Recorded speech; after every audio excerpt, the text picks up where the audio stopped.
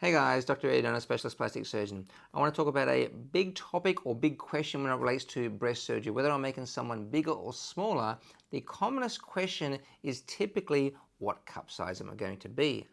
And that's the only question that you can ask that I can't answer, and indeed no one can properly answer. So why is that? Well, as you know, if you go get formally fitted at a number of different stores for different bras, then you're going to find that different people are going to size you up for a different bra size. So what's in a bra size? You've got a number and a letter. So when someone's doing a measurement and assessment of your cup size and bra size, there's two measurements that are taken. One is just below your bust, so the under bust measurement. It's a circumferential measurement in inches. And in Australia, 28 inches relates to a size 6, 30 inches is a size 8, 32 inches is a size 10, etc. And the second measurement is the circumference of your chest at your breast level. And then the difference in those two measurements is what they use to determine the cup.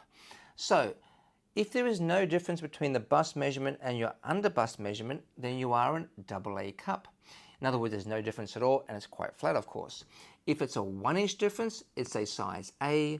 If it's a 2-inch difference, it's a size B. If it's a 3-inch difference, it's a size C, 4-inch D, 5-inch double D, etc.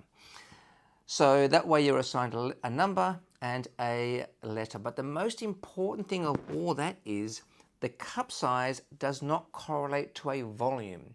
In other words, for example, a size 14B is a much bigger breast volume than a size 8B. And likewise, a 14B breast volume is the same volume as a 10D. So that's where the important thing is, because an implant volume, for argument's sake, we've decided this implant's going into the patient. That does not determine what cup size they're going to be. There's a whole bunch of different variables that need to be taken into account. And in the end, you won't know until you get formally sized up once all the swelling settles down about 6 weeks post-op. So yes, cup sizes does get very, very confusing.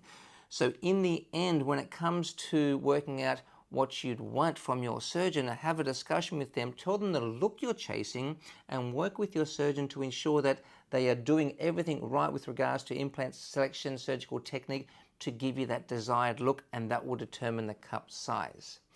Anyway, if you'd like to know more about breast implant surgery, feel free to give our office a call.